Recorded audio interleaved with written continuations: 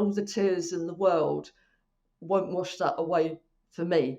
We got a body language that is called rodent face. If they are put in an act and they can carry that act on for 6 weeks, they probably deserve to win anyway.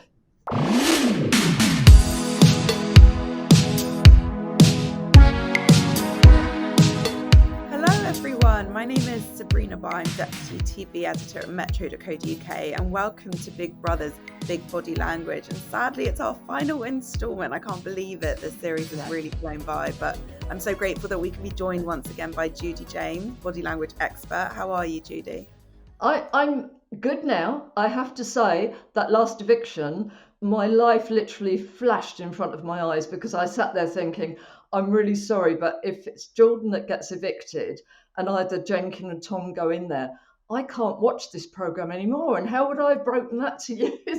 My no-show today, because I would have found it unbearable. So I'm fully depressed about the fact that it's finishing, but I like the final lineup, so I can watch that with enjoyment and relief. Well, that's good to hear. Yeah, that would have been another blow if we hadn't been able to speak to you for a final Empty chair. Yeah. So I'm very grateful that you're here. We obviously have a lot to talk about. We've got the finalists, well, the final group of contestants to talk about. But if we just first take a look back a few days to what's transpired over the past week, one of the big moments was, of course, 3 housemates being put up for eviction, nominated, and then to discover that all 3 of them were evicted, which of course now we know they weren't. They went into the spare room. But when those evictions, those nominations were first revealed, there were quite a lot of different reactions among the housemates, and Tom's in particular sparked a lot of discussion because he definitely was not happy with Yinrun's very emotional response to the decision she had to make. So first of all, let's just take a look at that clip. I'm just trying to be as fair as possible. I'm really struggling. Just say my name, it's fine. Okay, Tom. You put me up, don't stand there in my face and cry about it. Sorry. It's done. It's no matter. I know you didn't choose, it's fine, mate. There's nothing, no change between us, it's fine. And she didn't choose either, but... Well, I don't know why she's crying, I'm sorry. I have no empathy right now for her. Tom, you now face eviction. That's fine.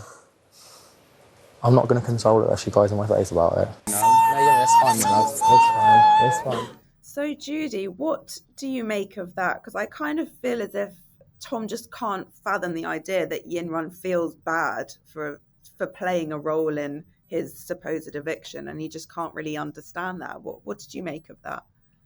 I know. I mean, for him, the problem was that only one of them could be bad and it couldn't be him. Therefore, it had to be her. Therefore, everything that she was doing in the way of emotive displays, etc., had to be some awful kind of performance that she was putting on. And I got really annoyed and upset by this because absolutely nothing was allowed for the fact that her cultural displays might be different, that, you know, perhaps in China this is a different way of expressing yourself, that actually you are perhaps more polite, that you don't show negative emotion, you're not rude to people. So no allowance is made for that whatsoever. But what I did find fascinating was, you know, if anybody revealed anything, and I didn't need revealing, but Tom's really horrible traits there, you know, it was him that was being exposed. He thought he was exposing Yinrun. But look at his body language there. I mean, he began by going, no, that's right, you know, nominate me. But the moment that they did, we got a body language that is called rodent face. And, you know, if you took a still of it, as he was talking, his head went up, and then we got this display of those front teeth, so rodent-like, so kind of attacking. And he couldn't mask that at all. You know, he couldn't smile. He just became openly angry, openly aggressive towards her. When you look at a full length, he got his legs splayed, but when he stood up, his arms, you know, he were hanging at his sides. He was absolutely furious. So, yeah, it was Tom that was revealing in his effort to reveal somebody that we know is just sweet to the bone. And I'm saying that, and I know that any housemate in there she could be biting the head off a hamster even as I speak. There's always hidden depths, but everything that she's shown to us now is that she literally does not have a bad bone in her body. She's a good person, and he wasn't expecting that. Yeah, and also the fact that he was very willing to excuse Matty completely, and just went straight for gunning for Yinrun as well. Like, what did you make of that? That he completely forgave Matty straight away, was telling him that they were completely fine, and it was all Yinrun's fault when she was distraught. It was interesting to watch. And I, as I say, he couldn't tolerate her niceness. It was almost like kryptonite to Superman for him. But also, we've seen a lot of bullying behaviours go on over this run. I mean, a horrendous amount. And I think there's a kind of, pick on the weaker ones. She's not weak, but I think she doesn't answer back. She doesn't fight back. Whereas somebody like Matty, who I know is also very gentle, but I think he may have been somebody that Tom would be a bit more intimidated by. And it's just an easy. We've seen it with Olivia. It was always Yinrun. It's always the people that would not answer back, and I found that very upsetting behaviour and cowardly behaviour. And as we're going to discuss, we saw the cowardly behaviour that came later on as well. Well, speaking of picking on, the lovely Yinrun, I feel like that was seen even more so in the spare room when Jordan, Tom and Jenkin were in there. I feel like them being apart from the other housemates in a way kind of made them feel as if they could speak their minds even more, as if because they're TV viewers watching as well. And there was a bit where they were watching their suitcases being packed, and once again Tom and Jenkin were both really speaking about Yinrun, and even Tom was mocking Noki a little bit. So I think we're just going to watch that clip back of the moment when Tom and Jenkin and all of them in the spare room were talking about Yinrun once again. I don't want Yinrun touching my stuff. What are you running for? If they even mention my dirty wash, I'll go mad. Right, where's Olivia? Do you want to start Jenkins? I'll do Tom's. Yeah. It's all in that corner. Olivia's doing mine. Then I've got Noki doing mine. Noki's got to touch my pants. Noki's got to touch my pants. Do you reckon he's going to keep one of your shirts? I better not. Do we know where the black bin bags are? Are they underneath the, The sink? Yeah. She's throwing half your shit away, mate. Oh, yeah, man, that's such a lovely way to put my clothes down after you evicted me. She just threw the pair on the floor. Look how happy she is. I feel like Yinrun can't really win in Tom's eyes because he's angry at her if she's upset and he's angry at her if she's happy. What did you think after watching that back, GD? I mean, their body language deteriorated in there to suit the way that they were speaking as well. They really slobbed out in there, didn't they? It was like all pretense of being fun Big Brother people kind of went, and they just sat there completely focusing on what was going on. You're absolutely right. I mean, Yinrun could do absolutely no right whatsoever. As I said, Tom's a butcher, isn't he? I have this feeling that it might link to his job somehow. I mean, as he's making sausages out of little lambs and cows and things, is it the only way he can get his head round perhaps unburied guilt about that he thinks that these animals have done him a wrong in the past, that if we hadn't been eating them, they'd have been beating me up in the field or so. It's like if he can prove that the people that he's attacking are unpleasant people, it kind of makes him feel less guilty. Maybe that is a skill he takes to work with him every day, but he had clearly got this idea, and I think in a way it was a fight to the death between those two, because only one of them could be the nasty one, and he was so determined to prove that it wasn't him, that it was Yinrun, and you could just see him losing the battle, and you could see that with his body language as well, Jenkin as well. I mean, they just started anything those people did in there, and they were actually criticising things that they'd done themselves. Oh, look, they're just playing, they're acting like children. I'm sorry, what have you been doing, Tom, for the past few weeks when you've been roaring around the bedroom and keeping people awake, etc.? It was just absolute bitterness. The only way that I can find any excuse for them is that I don't think they'd be old enough to remember the original fight night that went on, which was a classic Big Brother scenario where they sent some of the housemates away, said they'd been evicted. They then listened to themselves being insulted, bitched about from the other house, and they came roaring back in again, and almost a physical fight broke out. Maybe they thought that that's what they had to do and that they had to get something going, but all they got was niceness going on in the main house. So, but even so, they went above and beyond, you know. I would say pick on somebody your own size. Yeah, and that moment when they got her in the diary room, well, it was as though they thought she was going to light up a fag and start swearing and prove that she's really a nasty person, and they would have been vindicated. But they don't know. She's been so lovely in the diary room. I mean, that's almost her loveliest moments. And I hope they give up now. I hope, having left the house, I hope they're not going to still be waiting to see, you know, the nasty side of Yin Run. That would be a tragic life for them. Yeah, I mean, you just mentioned obviously that classic episode of Fight Night and the housemates coming back and things blowing up a bit. And that was something that maybe fans thought was going to happen, because in the spare room, when they were all talking about the other housemates, Tom in particular was saying, you know, if any of us go back, we have to give them a piece of our minds. We have to tell them everything that we heard and everything that we're mad about. And then they were given an opportunity to confront the other housemates. They were all standing in cages in the garden. Big Brother said, if you've got anything left to get off your chest, get it off now. And it really didn't go the way that I think people might have been expecting after hearing what they had to say in the spare room. So let's just watch that back again before we go through it. So I've been watching you, obviously, for the last 48 hours. I went in there with my head held high and opinions very strong of most of you. Unfortunately, my opinions have changed now. I've seen some conversations which have been had about us and about yourselves, which has changed my opinion on a lot of things. In the same sense as Jenkin has, it feels like you guys are losing yourselves a little bit towards the end. You do need to remember you guys are here for a reason, and you've made it this far because of who you are. I think you need to remember that.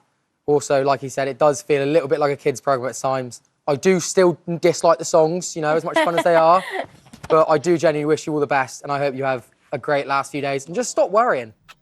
So Tom completely changed his tune based on what he had been saying in the spare room. There were still a few swipes taken, but it was very different to what they claimed they were going to do if they went back. So what did you think when you saw that for the first time? I know. I mean, Jenkin, his whole body language changed, didn't it? Hands behind his back, doing this little sort of almost like a choir boy. We actually got the kind of slightly sweeter Jenkin face that I thought we were going to get. No relation whatsoever to the guy that had been sitting there in the armchair with the headphones on, you know, being rude about everything that happened in there. And I wondered if it was cut, because he did say, oh, there's been some behaviours, blah, blah, blah. Then it seemed to do a different camera angle, and it was as though we just got maybe some of the softer comments from him.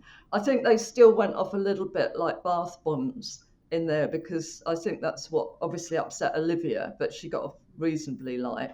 And then we went to Tom, and I thought, right, Tom, I have found no reason in all of the run of the show as to why you're in there. I do trust the people that do the bookings. So maybe there's something that we're not going to see until right at the end, and we're going to get this eloquent dissection of everybody. But no, he just started going into, oh, love you, and stuff like that. And I thought, wow, it was a letdown. I didn't actually want him to go in, but I thought, with guns blazing, but I thought, you've already done it in the room anyway, so why not do it to their faces?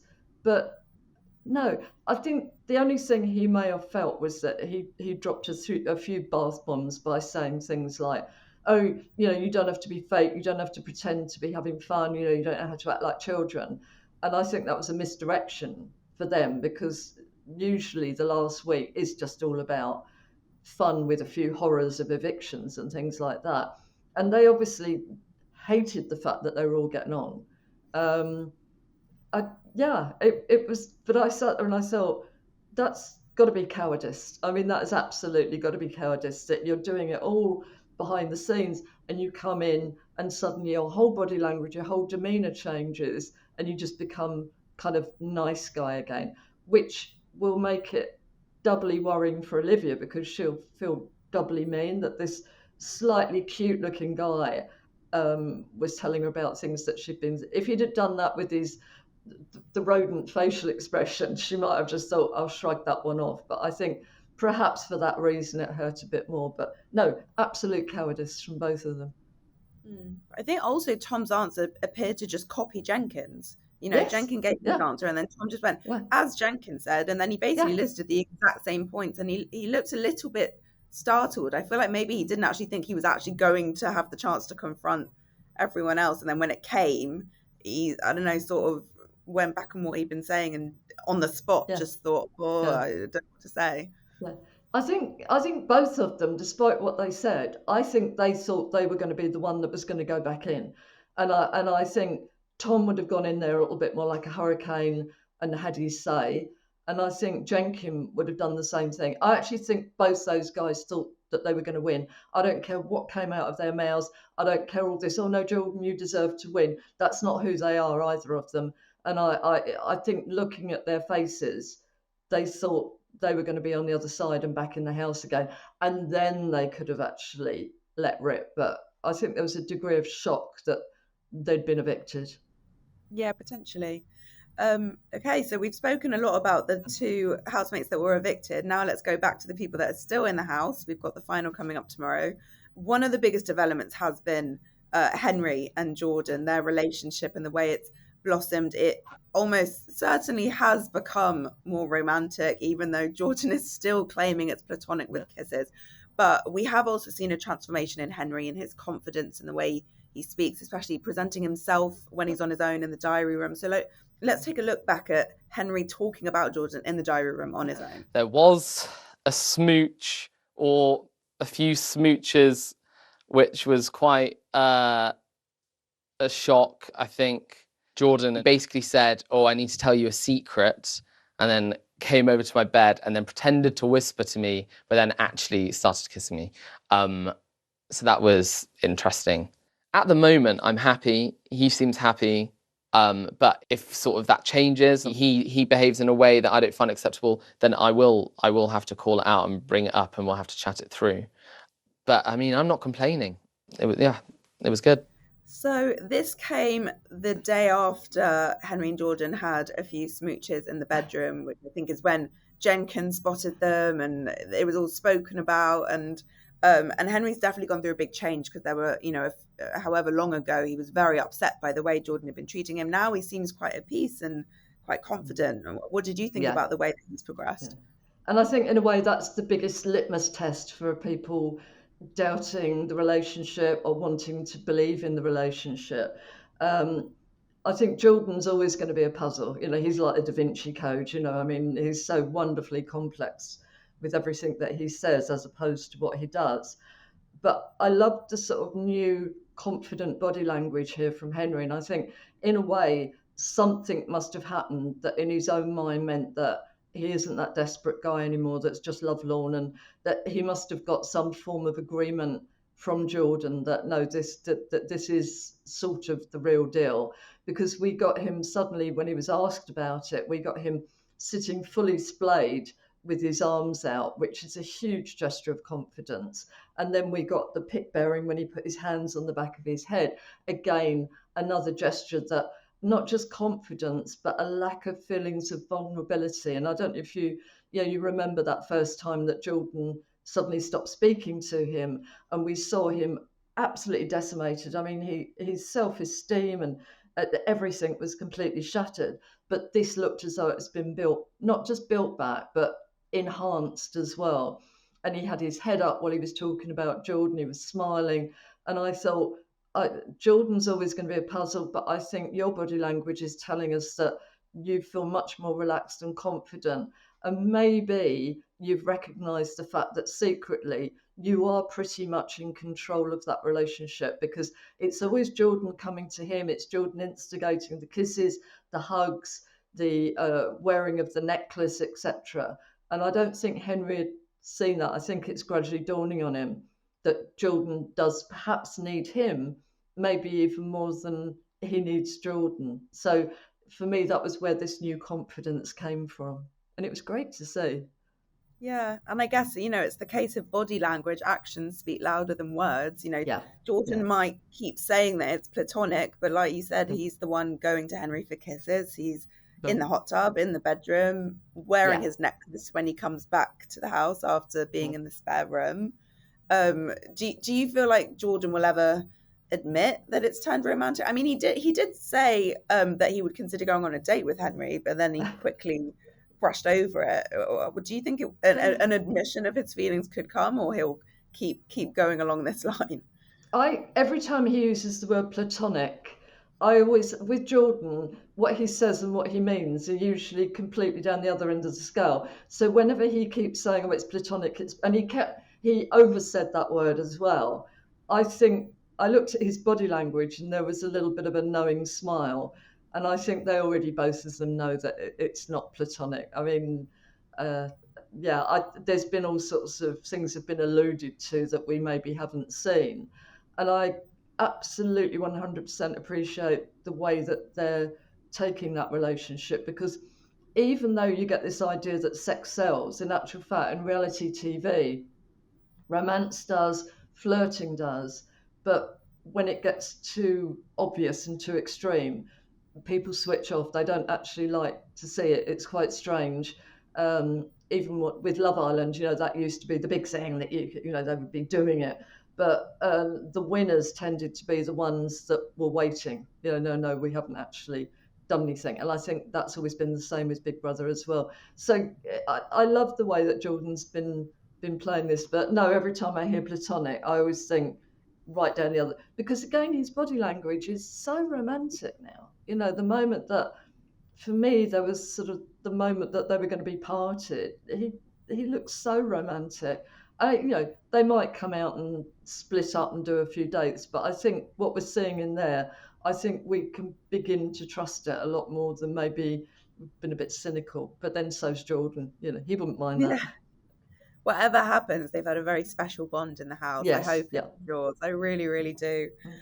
We spoke earlier about Yinrun, of course, and now that Jordan is back, we got to see him actually telling Yinrun what was said about her by Tom and Jenkin, and I kind of feel like it alleviated perhaps some guilt that she might have felt about being part of the reason that Tom was evicted, because she heard what he actually had to say about her. Yeah. And I'm curious to see what you think after we watch the clip again of Jordan telling Yinrun what was said about her in the spare room. They were saying, "Oh, but she's a 25-year-old. Why is she acting like that? Why is she acting so childish?" What they said.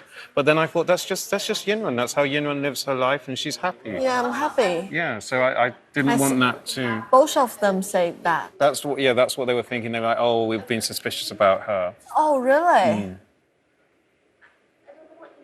But I feel much better now. Why? Because I always question why I couldn't get along with them. Yes. I thought it's my issue. I thought, right, let's see Yinrun from the clips I've got. I know her really well, but let's just see what they've got to say. Yes. Because I'm stuck with them in a room, but I couldn't see it.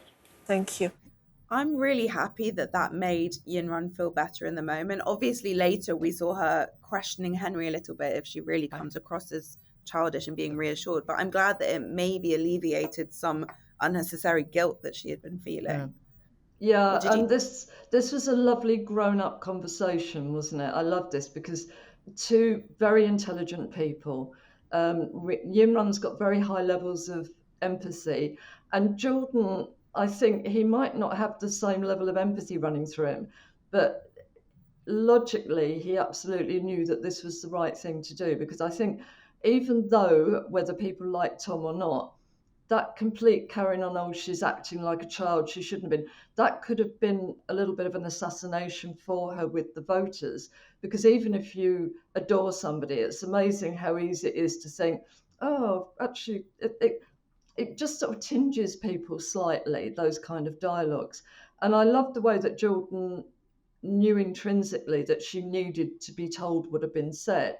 She doesn't tend to be paranoid, so you could see that she didn't suddenly get very wounded. We suddenly saw that I think she's got a very strong inner self-esteem, and so she could take it and she wouldn't process it like Olivia has. You know, Olivia, a criticism sends her off at a tangent.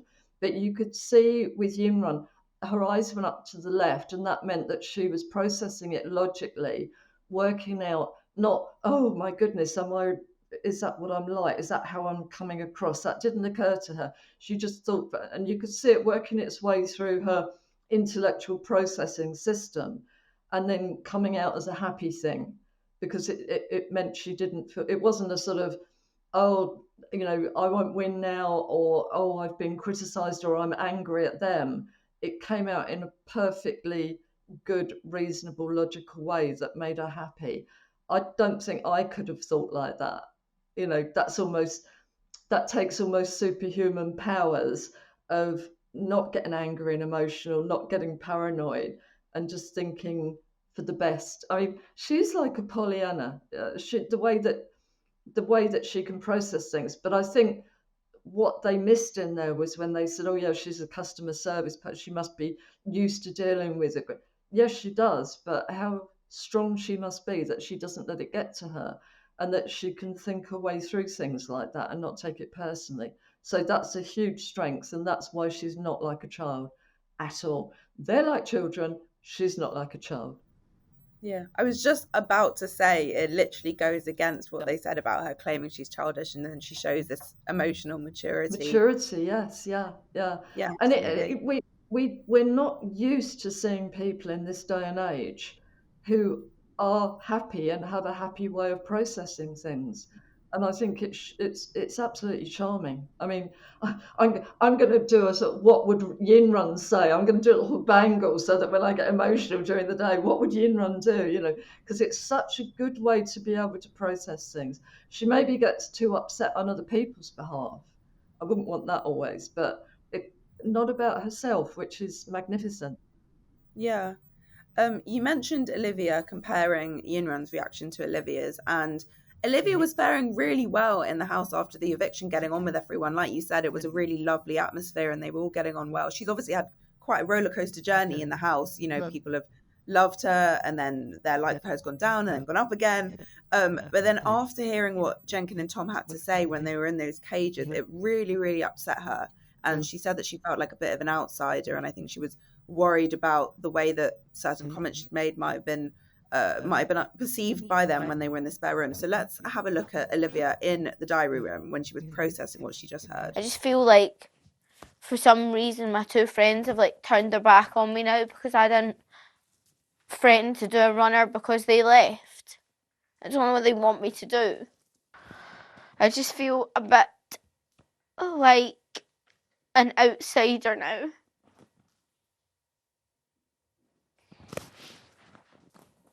And I was actually enjoying the past 2 days. I just feel a bit like, what's the point?